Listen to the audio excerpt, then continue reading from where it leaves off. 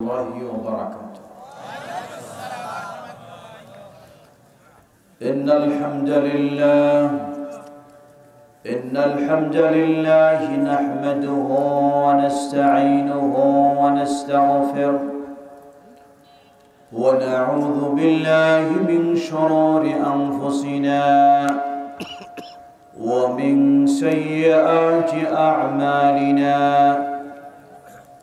ومن يهده الله فلا مضل له ومن يضلل فلا هادي له وأشهد أن لا إله إلا الله وحده لا شريك له وأشهد أن محمدًا عبده ورسوله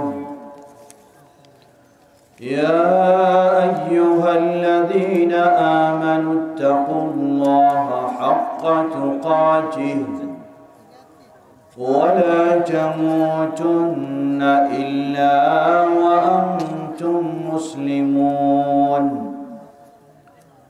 أما بعد فإن خير الحديث كتاب الله وخير الهدي هدي محمد صلى الله عليه وسلم وشر الأمور محدثاتها وكل محدثة بدعة وكل بدعة ضلالة وكل ضلالة في النار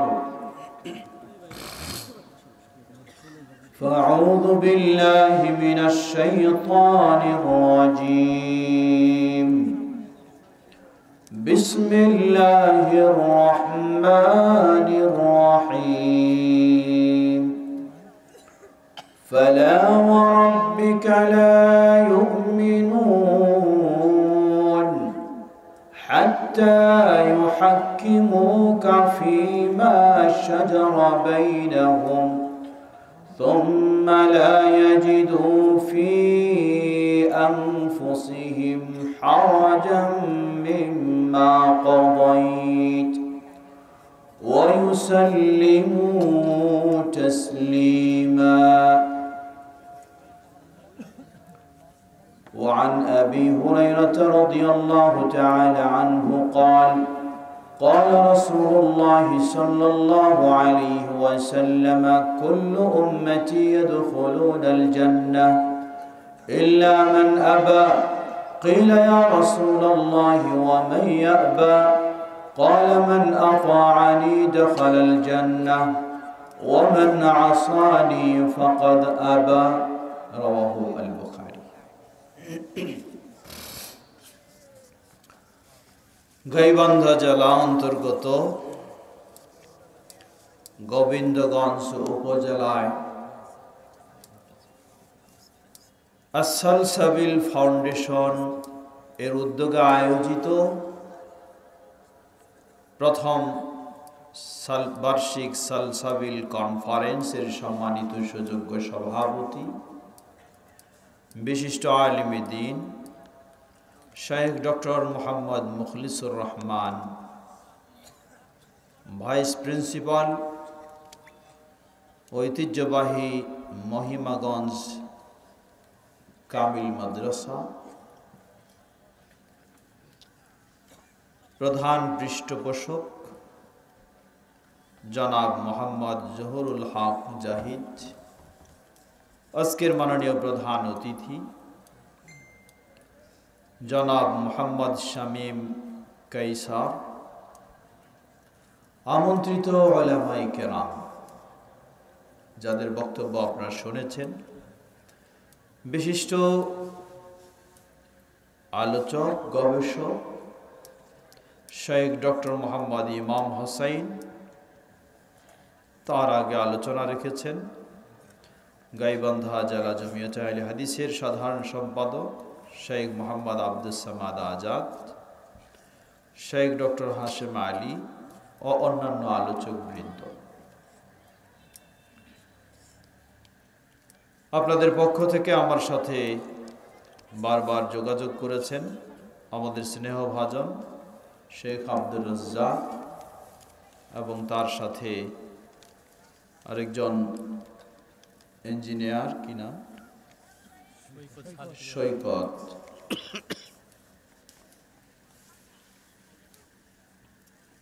শুরুতে আল্লাহ সুবহানাহু ওয়া তাআলার প্রশংসা জ্ঞাপন করছি, যিনি আজকের এই সুন্দর সম্মেলন কনফারেন্স আয়োজন করার তৌফিক দান করেছেন। কঠিন শীতের মধ্যে আমরা ছিলাম, আল্লাহ রাব্বুল আলামিন আমাদের উপযোগী করে শীতকে হালকা করে দিয়েছেন, বলি আমরা আলহামদুলিল্লাহ। অতঃপর অসংখ্য সালাত ও সালাম পেশ করছি প্রিয় রাসূল মুহাম্মদ সাল্লাল্লাহু আলাইহি ওয়াসাল্লাম, তার আসহাবে কেরাম, আহলে বাইত, শেষ দিবস পর্যন্ত তার প্রতিটি একনিষ্ঠ অনুসারীদের উপর। হামদ সালাতের পরে কৃতজ্ঞতা জানাচ্ছি যারা অক্লান্ত পরিশ্রম করে, অর্থ দিয়ে, সময় দিয়ে এই কনফারেন্সের আয়োজন করেছেন। আল্লাহ সকলকে জাযায়ে খায়র দান করুন এবং এই কনফারেন্সের মাধ্যমে এই এলাকাকে তাওহীদ ও সুন্নাহর আলোয় আলোকিত করে দিন। যারা এই কনফারেন্সের আয়োজন করেছেন তাদের প্রতি আমার ছোট্ট দুটি পরামর্শ। প্রথম হলো, যেহেতু এটি প্রথম বার্ষিক কনফারেন্স, হতে পারে আল্লাহ তৌফিক দিলে চলতে থাকবে, আপনারা আলোচক নির্বাচন করবেন যারা কিসসা কাহিনী দিয়ে মানুষকে মজায় তুলবে। এটাই না, এই কনফারেন্স একটু ব্যতিক্রম হওয়া চাই, ঠিক কিনা? এখানে যারা কিসসা কাহিনী দিয়ে জাগরণী শোনায় মানুষকে জাগাবে এমন আলোচক দরকার নেই। যারা মানুষকে ইসলাম শিক্ষা দিবে কোরআন এবং সহিহ হাদিসের দলিলের আলোকে, এমন আলোচককে শুধু নির্বাচন করবে। দ্বিতীয় পরামর্শ, এখন বাজে প্রায় 12টা। আমি সাধারণত কারো 12টা বাজাই না। আমার আলোচনা যেখানেই হোক আমি আগেই বলে দিই 12টার মধ্যে শেষ, কারণ 12টার পরে আলোচনা করা শরীয়তে আমি বৈধ মনে করি না। হয়তো বলবেন যে আমাদের তো বহু দেখেছি বড় বড় আলেমগণ রাত পর্যন্ত 2টা 3টা পর্যন্ত আলোচনা করেছেন ঠিকই, এটি তারা করেছেন, এটি ইসলামের বিধান নয়। বিজ্ঞ সভাপতি মহোদয় বসে আছেন, আল্লাহ রাসূল সাল্লাল্লাহু আলাইহি ওয়াসাল্লাম এশার সালাতের পর কোনো আলোচনার অনুমতি দেননি। দিনী আলোচনা হলে সামান্য অনুমতি রয়েছে, দিনী আলোচনা হলে। দুনিয়াবি কোনো বৈঠক, কোনো সভা, সেমিনার, কোনোটা শরীয়তে এলাও নয়। তাহলে যদি শরীয়তের ইসলাম শিখার জন্যই এই মাহফিল হয়, তাহলে এই মাহফিলের রাত 2টা পর্যন্ত জেগে থাকে, পরের দিন যদি ফজর ছুটে যায়, এই মাহফিলের দরকার নেই। ওই মাহফিল করবেন যেই মাহফিলের কারণে মাধ্যমে মানুষ আরো নামাজি হবে, বেনামাজি নয়। আমাদের কিছু পেশাজীবী বক্তা রয়েছেন যারা রাত 2টা 3টা পর্যন্ত এখানে উঠাই দিবেন, 2-1 ঘন্টা চালাতেই থাকবে, কারণ তিনি নিজেও ফজরের সালাত পড়বেন কিনা তারও চিন্তা নাই। শ্রোতা তো দূরের কথা, বাস্তব এটি। আপনি প্রতিদিন ফজরের সালাত জামাতের সাথে পড়লেও রাত 2টা যদি এখান থেকে আপনি বের হন, তাহলে আপনার পক্ষেও ফজরের সালাত ঠিকভাবে পড়া সম্ভব হবে না। সুতরাং আমি অনুরোধ জানাবো, এবার প্রথম হিসাবে আপনাদের যাই হোক, সামনেবার থেকে 12টার পরে কখনো আপনারা যাবেন না। তবে এটা শুধু কর্তৃপক্ষ না, আপনাদেরও দায়িত্ব রয়েছে। আপনারা যদি রাতের না খেয়ে এখানে আসবেন না, এইরকমই হয়, তাহলে তো বক্তা দিয়েও কি শ্রোতা পাওয়া যাবে না। আপনারা টাইম করে নেবেন, আসর থেকে মূল আলোচনা শুরু হবে। কে আসবে আসবে, না আসবে নাই। আসর থেকে মূল আলোচনা, এই কনফারেন্সটার বৈশিষ্ট্য এটা তৈরি করবেন। তাহলে যেখানেই মানুষ জানুক এই সালসাবিল কনফারেন্স মানেই হলো আসর থেকে আলোচনা শুরু হবে, রাত 10টায় শেষ। বাসায় গিয়ে মানুষ ঘুমাবে, সুন্দরভাবে ফজরের সালাত আদায় করবে। আপনারা এটার এই বৈশিষ্ট্যই তৈরি করবেন, তাহলে ইনশাআল্লাহ আপনাদের এটি দিয়ে দাওয়াতি কাজ হবে ইনশাআল্লাহ। আল্লাহ সবাইকে সে তৌফিক দান করুন। প্রিয় ভাইরা আমার, সুতরাং খুব দীর্ঘ সময় কথা বলবো না, যেহেতু ফজরের বিষয় রয়েছে। কারণ এখন সবাই মুমিনের পরিচয় দিচ্ছেন, ফজরের সময় যদি খুঁজে না পাওয়া যায়, পরিচয় কিসের হবে? কে কে মুনাফিক হতে প্রস্তুত আছেন একটু হাত তোলেন তো দেখি। হ্যাঁ, কেউ নাই? এবার কে কে ফজরের সময় মুমিন হতে প্রস্তুত আছেন, এবার হাত তোলেন তো দেখি। মাশাআল্লাহ, আল্লাহ আমাদের হাত কবুল করে নিন। শুধু আজকের ফজর নয়, গোটা জীবন যেন 5 ওয়াক্ত সালাত আদায় করতে পারি, আল্লাহ তৌফিক দান করুন। এভাবে যেন আমরা জান্নাতুল ফেরদাউসে স্থান করে নিতে পারি, আল্লাহ কবুল করে নিন। হাত নামান। খুব দীর্ঘ কথা নয়, তবে অবশ্যই ফজর আমরা পড়ব ইনশাআল্লাহ। মনে রাখবেন, আল্লাহ রাসূল সাল্লাল্লাহু আলাইহি ওয়াসাল্লাম সুসংবাদ দিয়েছেন, জান্নাতে কি ধরনের নিয়ামত থাকবে বলার অপেক্ষা রাখে না। যেই নিয়ামত কোনো চোখ দেখেনি, কোনো কান শোনেনি, কোনো হৃদয় উপলব্ধিও করেনি। জান্নাতীরা যখন জান্নাতে যাবে সব নিয়ামত পাবে, কিন্তু এর পরেও যেন তাদের একটু ঘাটতি থাকবে, তারা যেন পরিতৃপ্ত হচ্ছে না। সর্বশেষ স্বচক্ষে আল্লাহ সুবহানাহু ওয়া তাআলাকে দেখার মাধ্যমে পরিতৃপ্তি লাভ করবে। বলুন সুবহানাল্লাহ। আল্লাহ আমাদেরকে সেই তৌফিক দান করুন, আমাদের জন্য সেই আল্লাহর স্বচক্ষে দর্শনকে জান্নাতে কবুল করে নিন। সহিহুল বুখারীর হাদিস, রাসূলুল্লাহ সাল্লাল্লাহু আলাইহি ওয়াসাল্লাম বলেন, যে ব্যক্তি আল্লাহকে স্বচক্ষে জান্নাতে দর্শন করতে চায়, সে যেন সূর্য উদয়ের আগে এবং সূর্য অস্ত যাওয়ার আগে 2 সালাতের ক্ষেত্রে বিশেষ যত্নবান হয়।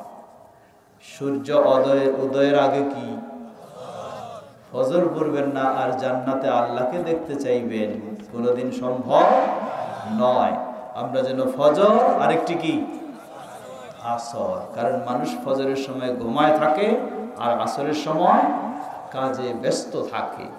এজন্য এই দুটির বেশি গুরুত্ব এসেছে। যত এই দুটির গুরুত্ব দেবেন, আল্লাহ রাসূল সাল্লাল্লাহু আলাইহি ওয়াসাল্লাম বললেন, দিবালোকের সেই সূর্যের মতো, পূর্ণিমার রাতের চাঁদের মতো আল্লাহকে আপনি স্বচক্ষে জান্নাতে দেখার সৌভাগ্য লাভ করবেন ইনশাআল্লাহ। আল্লাহ আমাদের সে তৌফিক দান করুন। প্রিয় ভাইরা আমার, কর্তৃপক্ষ আমাকে একটি বিষয় নিয়ে কথা বলতে স্মরণ করে দিয়েছিলেন। সে বিষয়টি নিয়ে একটু আলোকপাত করব, খুব লম্বা সুযোগ হবে না। বিষয়টি অত্যন্ত গুরুত্বপূর্ণ। বর্তমান আমরা নানাবিধ ফিতনার সম্মুখীন, বহুমুখী ফিতনার সম্মুখীন। আপনি যদি মুসলিম হন, আপনার সামনে ইসলামের বেশ ধারণ করে ফিতনা আসে। আর আপনি যদি দুর্বল ইমানদার হন, দুনিয়া প্রিয় হন, তাহলে অশ্লীল দুনিয়া বা ইত্যাদির বেশ ধারণ করে আপনার সামনে ফিতনা আসে। কোন দিক থেকে ছাড় নেই। যারা ইসলাম প্রিয় তাদের কাছে, যারা কোরআন প্রিয় তাদের কাছে কোরআনের দোহাই দিয়ে ফিতনা আসছে। কি ভয়ঙ্কর ফিতনা, যা আজকে শুধু পুরুষদের মাঝে নয়, নারীদের মাঝেও ছড়িয়ে দেওয়া হচ্ছে।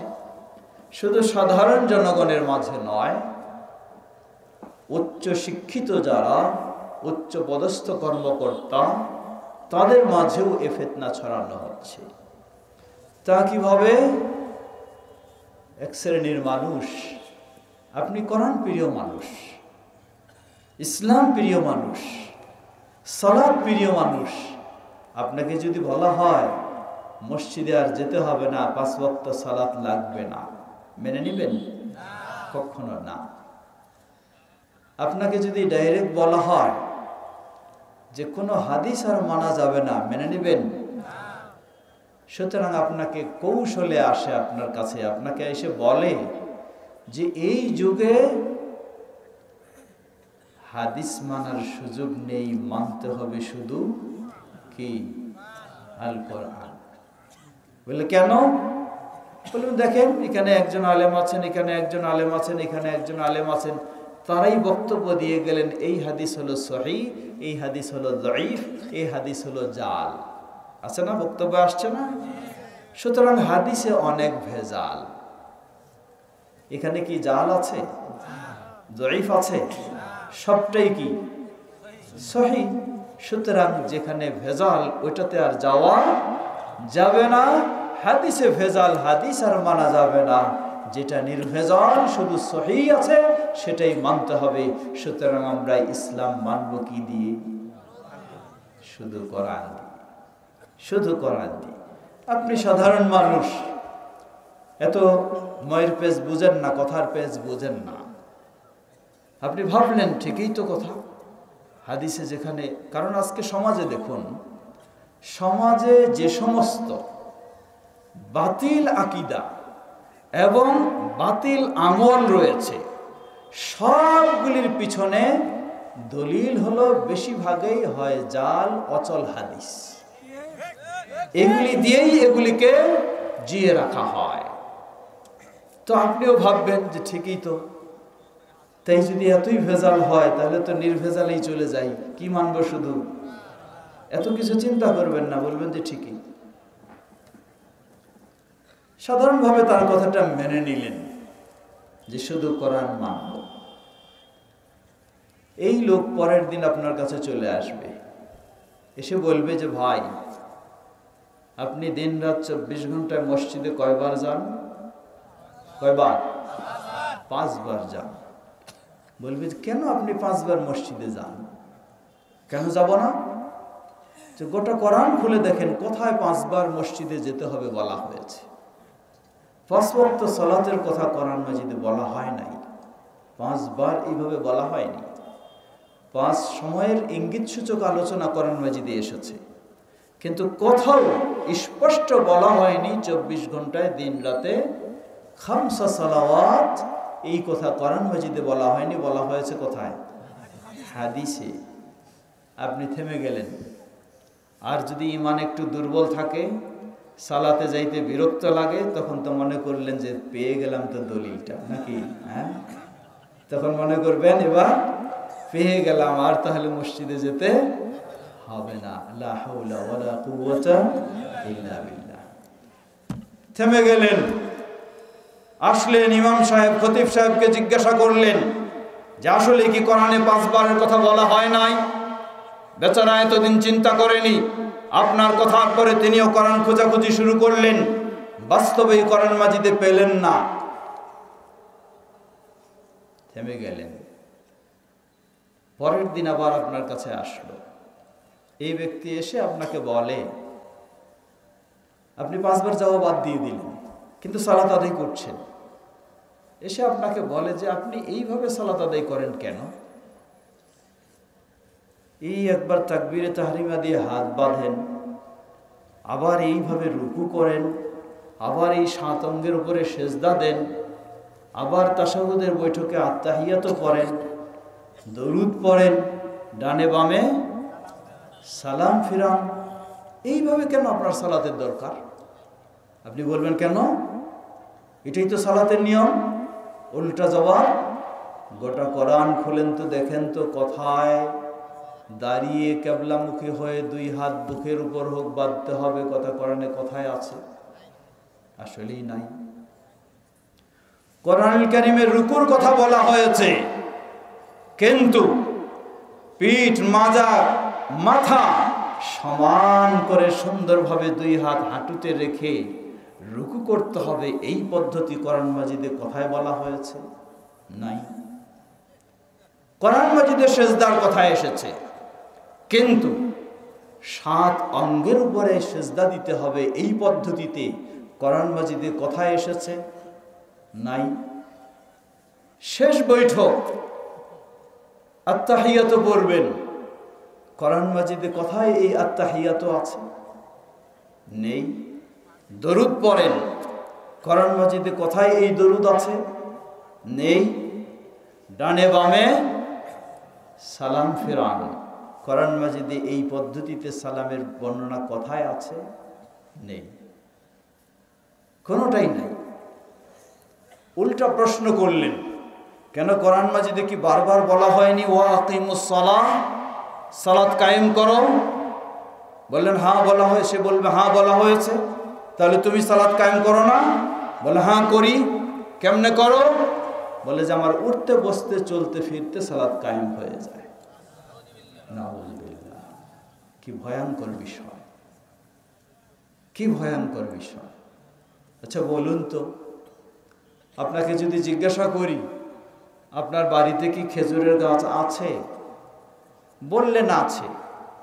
জিজ্ঞাসা করলাম খেজুরের গাছের কি ডাল আছে? বললেন নাই। বললাম পাতা আছে? বললেন নাই। বললাম কাণ্ড আছে? বললেন নাই। শিকড় আছে? বললেন নাই। আসলে কি আপনার বাড়িতে খেজুরের গাছ আছে? তাহলে যদি হাত বাঁধা না থাকে, রুকু না থাকে, সেজদা না থাকে, তাশাহুদের বৈঠক না থাকে, আত্তাহিয়াত না থাকে, দরুদ না থাকে, সালাম ফেরানো না থাকে, আসলেই কি সালাত আছে? কেন আসতে বলতেছেন কেন? যদি সালাত না থাকে ঈমান কি আছে? লা হাওলা ওয়ালা কুওয়াতা ইল্লা বিল্লাহ। এক বাক্যে বিশ্বাস করবেন, যে বলবে শুধু কোরআন মানি হাদিস মানি না, আসলে এই কোরআন বলে দিচ্ছে সে মুমিন হতে পারে না, সে মুসলিম নয়, ইসলামে তার কোনো কিছু নেই। আসলে সে কোরআন মানে এ কথাও মিথ্যা, সে কোরআনও মানে না। যদি কোরআন মানতো তাহলে বাধ্য সে রাসূলের হাদিস মানতেই হবে তাকে। অসংখ্য আয়াত বলে দিচ্ছে রাসূল সাল্লাল্লাহু আলাইহি ওয়াসাল্লামের হাদিস মানার। যে বলবে আজকে আমি কোরআন মানি হাদিস মানি না, কোনো সন্দেহ নেই সে মিথ্যাবাদী কাফের, সে কখনো মুসলিম হতে পারে না। অতএব এক বাক্যে মনে রাখবেন, ইসলাম মানেই হলো কোরআন এবং সহিহ হাদিস। খালি হাদিস বলেছিলেন, হাদিস অবশ্যই সহিহ হতে হবে। নবী সাল্লাল্লাহু আলাইহি ওয়াসাল্লাম সেই 1400 বছর পূর্বে এই সতর্কবাণী উচ্চারণ করেছেন। তিনি বলেন, জেনে রাখো, তারাকতু ফীকুম আমরাইন লান তাদিল্লু মা তামাসসাকতুম বিহিমা কিতাবাল্লাহি ওয়া সুন্নতি। আমি আজকে তোমাদের মাঝে আছি, আমাকে সামনে রেখে তোমরা ইসলাম মেনে চলছো। যেদিন আমি তোমাদের থেকে হারিয়ে যাব, ইসলামে চলা কঠিন হবে, ঈমানের উপর প্রতিষ্ঠিত থাকা কঠিন হবে। যার কারণে আমি রেখে গেলাম তোমাদের জন্য মাত্র দুটি জিনিস। যতক্ষণ পর্যন্ত এই দুটি জিনিসকে আঁকড়ে ধরবে, কখনো পথভ্রষ্ট হবে না। কিতাব আল্লাহ, আল্লাহর কিতাব আল কোরআনুল কারীম। দ্বিতীয় হলো ওয়া সুন্নতি, রাসূল সাল্লাল্লাহু আলাইহি ওয়াসাল্লামের সুন্নাহ বা সহিহ হাদিস। লিল্লাহি তাকবীর, লিল্লাহি তাকবীর। গোটা বিশ্বের আহলুল হাদিসদের এই আহ্বান, এই দাওয়াত, ইসলাম মানেই হলো কোরআন এবং সহিহ হাদিস। এছাড়া ইসলাম থাকতে পারে বরং কোরআনুল কারীম যারা বলে শুধু কোরআন মানি হাদিস মানি না, তাকে স্পষ্ট জবাব দিবেন, এই কোরআনই বলে দিচ্ছে তুমি কোনোদিন ঈমানদার হতে পারো। আল্লাহ রাব্বুল আলামিন বলেন সূরা নিসা, কোন সূরা? আয়াত নাম্বার 65। কত? মনে রাখবেন, আল্লাহ বলছেন, ফালা রাব্বিকা লা ইউমিনুন হাত্তা ইউহাক্কিমুকা। বাংলার বুকে ছড়িয়ে ছিটিয়ে থাকা আহলুল হাদিসদেরকে ঐক্যবদ্ধ করে এক প্ল্যাটফর্মে সমবেত করেছেন। সেই প্ল্যাটফর্মই হলো বাংলার বুকে আহলুল হাদিসদের প্ল্যাটফর্ম, জমিয়ত আহলুল হাদিস। কোন ব্যক্তির ভুল থাকতে পারে, এজন্য জমিয়ত আহলুল হাদিসকে ভুল বলে মনে করা যাবে না। জমিয়ত আহলুল হাদিস আহলুল হাদিসের মানহাজের উপরে প্রতিষ্ঠিত থাকবে ইনশাআল্লাহ।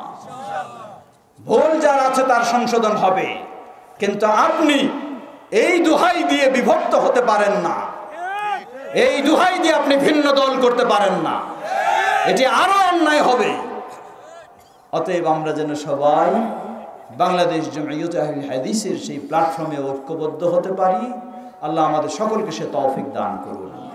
কোরআন ও সহিহ হাদিসের আলোকে আমাদের আকীদা আমল সবকিছু করে নেব এবং সবাই ঐক্যবদ্ধ হয়ে এই দেশে যাতে সকলের মাঝে এই দাওয়াত ছড়িয়ে দিয়ে সকলকে আহলে হাদিস বানাতে পারি, সেই চেষ্টা আমরা করব ইনশাআল্লাহ। আল্লাহ আমাদের তৌফিক দান করুন। সংক্ষিপ্ত কিছু প্রশ্নের জবাব দয়া করে একটু আমাকে বাছাই করে দেন, যেহেতু এতগুলি সম্ভব নয়। এরা নাকি ফাসিক এবং এরা হলো ইসলামের মধ্যে বিভেদ সৃষ্টিকারী। প্রচার করে তারা জমিয়তের দায়িত্বশীল ব্যক্তি হিসাবে পরিচয় দিয়ে থাকেন। ফরজ সালাতের পর সম্মিলিত মোনাজাতের বিষয়ে আপনার মতামত জানতে চাই। একটু দাঁড়ান, ঠিক তো এই পার্শ্বেও বলবেন এই পার্শ্বেও বলবেন, তাহলে ঠিক কোনটা? একটু দাঁড়ান, অস্থির হবেন না।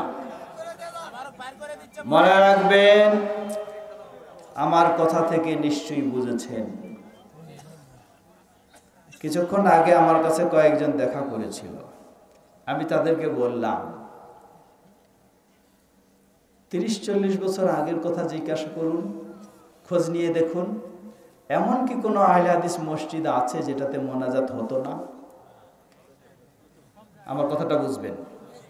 আপনাদের এই গাইবান্ধার কথা বলি, 40 বছর আগের কথা, এমন কি কোনো মসজিদ খুঁজে পাওয়া যাবে ওই সময় মোনাজাত হতো না? সবটাতেই হতো, ঠিক কিনা? এর মানে আমি নিজেও করতাম। আলহামদুলিল্লাহ, সংশোধন হচ্ছে, সংশোধন হবে ইনশাআল্লাহ। অতএব জিনিসগুলিকে আমরা বলবো ধৈর্যের সাথে অগ্রসর হন, ইনশাআল্লাহ অবশ্যই সংশোধন হবে। সেই বাইপাইলের বিশাল মহাসম্মেলনে আপনারা যারা যান, সেখানেও দেখে আসেন, সেখানে কয়বার কি হয় না হয় তাও তো বুঝেন। এই জন্য আমি সবাইকে অনুরোধ জানাবো, কেউ এই বিষয়গুলিকে নিয়ে কখনো সীমা লঙ্ঘনে যাবেন না। প্রথম হলো আল্লাহকে ভয় করুন, সবাইকে বলবো, আমার নিজেকে বলছি। দ্বিতীয়, রাসূল সাল্লাল্লাহু আলাইহি ওয়াসাল্লাম আমাদের মডেল, তার কাছ থেকে সহিভাবে যা প্রমাণিত তা আমরা অবশ্যই মেনে চলব। এটাই আহলুল হাদিসদের মানহাজ। সুতরাং আমি বিশ্বাস করি আল্লাহ সুবহানাহু ওয়া তাআলা সবাইকে বুঝ দেবেন এবং সবাই রাসূল সাল্লাল্লাহু আলাইহি ওয়াসাল্লামের সঠিক পথে ফিরে আসবেন ইনশাআল্লাহ। আল্লাহ আমাদের সকলকে সে তৌফিক দান করুন। যারা আপনারা কষ্ট স্বীকার করেছেন, আল্লাহর কাছে কষ্টের জন্য আজর আশা করুন। হতে পারে আল্লাহ রাব্বুল আলামিন আপনার ধৈর্যের মাধ্যমে আল্লাহ রাব্বুল আলামিন সুন্দর পথ তৈরি করে দেবেন ইনশাআল্লাহ। ফিতরা খাদ্য না টাকা আদায় দয়া করে জানাবেন। জবাব, রাসূলুল্লাহ সাল্লাল্লাহু আলাইহি ওয়াসাল্লাম তিনি খাদ্য দিয়েছেন, খাদ্য দেওয়ার নির্দেশ দিয়েছেন। এটি রাসূল সাল্লাল্লাহু আলাইহি ওয়াসাল্লামের সুন্নাহ। বন্টন সঠিক পদ্ধতি জানাবেন। জবাব, সাদকাতুল ফিতরের বন্টন এই পদ্ধতি নিয়ে আলেমগণ দুটি মত ব্যক্ত করেছেন। সূরা তাওবা 60 নম্বর আয়াত, যেখানে আল্লাহ বলেছেন ইন্নামাস সাদাকাতু লিল ফুকারা, 8টি খাত উল্লেখ করেছেন। কেউ কেউ সাদকাতুল ফিতরকে এটার মাঝেই অন্তর্ভুক্ত করেছেন, তাই 8 খাতে ব্যয় হবে। আমাদের আহলুল হাদিস অনেক আলেমও সেদিকে গেছেন, তাই সমাজেও এরকম কিছু রয়েছে। আবার কেউ গেছেন যে না, এ আয়াত হলো যাকাতের ক্ষেত্রে। সাদকাতুল ফিতর রাসূল সাল্লাল্লাহু আলাইহি ওয়াসাল্লাম 8 শ্রেণীর মাঝে বন্টন করেননি। রাসূল সাল্লাল্লাহু আলাইহি ওয়াসাল্লামের যুগে সাদকাতুল ফিতর এটি মিসকিনদের, দরিদ্রদের, অসহায়দের মাঝেই শুধু বিতরণ করা হয়েছে। আল্লাহু তাআলা আ'লাম। মনে করি সাদকাতুল ফিতরের হকদার প্রকৃতপক্ষে অসহায়, দরিদ্র, মিসকিন। আল্লাহু তাআলা আ'লাম। আমরা গ্রামের মানুষ মারা গেলে যে মাইকিং চালিয়ে দেই, এটা কি ইসলাম সাব্যস্ত করে? এবং বলি একটি শোক সংবাদ বলা যাবে কি? জবাব, আল্লাহ রাসূল সাল্লাল্লাহু আলাইহি ওয়াসাল্লাম নিষেধ করেছেন, নাহান নবী সাল্লাল্লাহু আলাইহি ওয়াসাল্লাম আনিন নাঈ। নাঈ বলা হয় মৃত্যু সংবাদ প্রচার করা। কিভাবে? মৃত্যু সংবাদ, মৃত ব্যক্তির প্রতি জনপ্রিয়তা বৃদ্ধির চিন্তা নিয়ে সর্বত্র ঘোষণা দেওয়া, এই পদ্ধতিতে এটি নিষিদ্ধ। কিন্তু যদি যেই মহল্লার তিনি মানুষ, সেই মহল্লার মানুষদেরকে জানানো হয় অমুক মারা গেছেন, অমুক সময় তার জানাজা, এতটুকুই সীমাবদ্ধ থাকে, তাহলে এই ঘোষণায় অসুবিধা নেই। বলবেন দলিল? সহিহুল বুখারীর হাদিস, রাসূলুল্লাহ সাল্লাল্লাহু আলাইহি ওয়াসাল্লামের কাছে যখন নাজাশির বাদশার মৃত্যু সংবাদ আসলো, তখন জানাজার সালাতের ঘোষণা দেওয়া হলে সাহাবীদেরকে নিয়ে জানাজার সালাত আদায় করলেন। তো এই হাদিস থেকে বোঝা যায় যে সালাতের সংবাদটি জানার জন্য সংক্ষিপ্ত আকারে মৃত্যুর সংবাদ দেওয়া সেটি অবশ্যই জায়েজ। কিন্তু মৃত ব্যক্তির প্রতি মানুষের জনপ্রিয়তা বৃদ্ধি ইত্যাদির চিন্তা নিয়ে সেই ধরনের সর্বত্র মাইকিং করা তা নিষিদ্ধ। আল্লাহু তাআলা আ'লাম। যদি না খাওয়াইবেন তাহলে খাবো কোথায়? আমাদের ভাই বললেন মৃত্যুর খানা। জবাব, মৃত ব্যক্তির পরে, মৃত্যুর পরে 3 দিনে হোক, 7 দিনে হোক, 40 দিনে হোক বা 42 দিনে হোক, সবটাই নিষিদ্ধ। এই খাওয়ার রেওয়াজ রাসূল সাল্লাল্লাহু আলাইহি ওয়াসাল্লাম ও সাহাবীদের থেকে প্রমাণিত নয়। অতএব এটি অবশ্যই বিদআতি পন্থা। খেলাফত কিভাবে প্রতিষ্ঠা করব? জবাব, খেলাফত প্রতিষ্ঠার কোনো সুযোগ নেই। খেলাফত এর সময়কাল হলো 30 বছর। রাসূল সাল্লাল্লাহু আলাইহি ওয়াসাল্লামের পরে 30 বছর ছিল খেলাফতের সময়কাল। পরবর্তী হলো মুলুকের সময়, রাজাদের সময়। সুতরাং যারা এখনো বলে খেলাফত খেলাফত, এটি আসলে তারা বুঝেননি। তারা ওই জিনিসটাকে এখানে খেলাফত খেলাফত বলেন না, এটি ভুল বুঝ তাদের। কোরআন সুন্নাহ এটি বলে না যে এখনকারটাকে আপনি খেলাফত বলবেন, এটি বলে না। আপনি সেই আদলে আপনি ইসলামী রাষ্ট্র গঠন করতে পারেন, কিন্তু এটার নাম খেলাফত বলা যাবে না। আল্লাহু আ'লাম। মহিলারা মিডিয়ার মাধ্যমে পুরুষের আলোচনা শুনতে পাবে কি না? জবাব, মহিলারা মিডিয়ার মাধ্যমে আলোচনা শুনতে পারা বলতে আলোচককে দেখে আলোচনা শুনতে পারবে কি না। শুধু অডিও সাউন্ড হিসাবে যদি শুনে এতে অসুবিধা নেই, কিন্তু দেখে শোনা যাবে কি না, কয়েক শর্ত সাপেক্ষে দেখে শোনা যাবে। প্রথম শর্ত হলো যাকে দেখবে তার অঙ্গি ভঙ্গি অবস্থাটা মার্জিত হতে হবে। দ্বিতীয়, কোনো পুরুষ আলোচককে দেখতে গেলে যদি কোনো নারী দর্শক বা শ্রোতার মনে ইবলিস কোনো ওয়াসওয়াসা খারাপ দেয়, তাহলে দেখা জায়েজ হবে না। আর এগুলি থেকে যদি মুক্ত হয়, দিন শিখার উদ্দেশ্য হয়, তাহলে যাবে। দলিল, রাসূল সাল্লাল্লাহু আলাইহি ওয়াসাল্লাম সম্মুখে মুখোমুখি পুরুষ এবং মহিলা সাহাবীদের সামনে বক্তব্য রাখতেন। মহিলা সাহাবীগণ রাসূল সাল্লাল্লাহু আলাইহি ওয়াসাল্লামকে মুখোমুখি তার কাছ থেকে বক্তব্য শুনে দিন শিখতেন। সুতরাং মিডিয়াতেও সেটি জায়েজ হবে শর্ত সাপেক্ষে। আল্লাহু তাআলা আ'লাম। জি,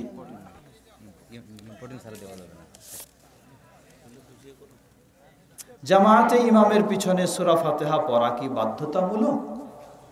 জবাব, জামাতে ইমামের পিছনে সূরা ফাতিহা হবে কি না, হলে কোন সময়, এটি মতভেদ রয়েছে। কিন্তু আমরা মনে করি আল্লাহ রাসূল সাল্লাল্লাহু আলাইহি ওয়াসাল্লাম বলেন, লা সালাতা লিমান লাম ইয়াকরা বিফাতিহাতিল কিতাব, যে সূরা ফাতিহা পাঠ করবে না তার সালাতই হবে না। চাই একাকী সালাত হোক, চাই ইমামের সালাত হোক, চাই মুক্তাদির সালাত হোক, অতএব সর্বাবস্থায় সূরা ফাতিহা পাঠ করবেন, এটি সঠিক মনে করি। আল্লাহু তাআলা আ'লাম। ইসলামী সংগঠন করতে কি কি শর্তাবলী দরকার? জবাব, ইসলামী সংগঠন করতে গেলে শর্তাবলী হলো কোরআন এবং সহিহ হাদিসের আলোকে সাহাবায়ে কেরামদের বুঝ অনুযায়ী আপনি মেনে সকল ক্ষেত্রে পালন করবেন এবং এটাকেই প্রাধান্য দেবেন, এটি হলো মূল শর্ত। সম্মিলিত দোয়া না করার কারণে শুদ্ধভাবে কেরাত জানা ব্যক্তিকে পিছনে রেখে অল্প জানা ব্যক্তি জামাতে ইমামতি করলে উক্ত ইমাম বা মুক্তাদির সালাত হবে কি? জবাব, সালাতে শুদ্ধভাবে তেলাওয়াত করা এটি একটি গুরুত্বপূর্ণ বিষয়। সুতরাং এমন কোনো ব্যক্তি যিনি শুদ্ধভাবে তেলাওয়াত করতে পারেন না, তিনি ইমামের অযোগ্য। ইমামের অযোগ্য হওয়া সত্ত্বেও তাকে যদি কেউ ইমামের জন্য জোর করে পাঠায় দেয়, তাহলে তিনি অবশ্যই বড় গুনাহগার হবেন। এবং এই তেলাওয়াত যিনি করতে পারেন না, কারণ আল্লাহ রাসূল সাল্লাল্লাহু আলাইহি ওয়াসাল্লাম বলেন, ইয়া উম্মুকুম আকরাউকুম লিকিতাবিল্লাহ, তোমাদের ইমামতি করবেন তিনি যিনি সবচেয়ে ভালো আল্লাহর কিতাব পড়তে পারেন। অতএব যিনি পড়তে পারেন না, এমন ইমামের পিছনে যিনি পড়তে পারেন ভালোভাবে, তার সালাতও সঠিক হবে না। আল্লাহু তাআলা আ'লাম। এটি সর্বশেষ, মৃত ব্যক্তিকে মারহুম বলে মাইকে প্রচার করা কতটুকু সঠিক? জবাব, আগেই বলেছি আমরা মৃত ব্যক্তির প্রচার নিয়ে। এখানে মূলত প্রশ্ন হলো মারহুম বলা যাবে কি না। জবাব, মারহুম শব্দটি ইসমে মাফউলের শব্দ, যার অর্থ হলো দয়াপ্রাপ্ত। এই শব্দটি দুই অর্থে ব্যবহার হয়, কখনো দোয়ার অর্থেও ব্যবহার হয়। এই জন্য ইমাম ইবনে উসাইমিন রাহিমাহুল্লাহ তিনি বলেছেন, কেউ যদি বলে থাকে অসুবিধা নেই, তবে মনে করি উত্তম হলো না বলাই বরং বলবে রাহিমাহুল্লাহ। হ্যাঁ, শেষ করে দিয়েছিলাম। ছেলে মানুষ ছোট করে স্বর্ণের চেন বা রিং ব্যবহার করতে পারবে কি? পারবে? সবাই জানে, অতএব হারাম। তাহলে শ্বশুর দিলে যাবে নাকি? হ্যাঁ, সর্বাবস্থায় হারাম।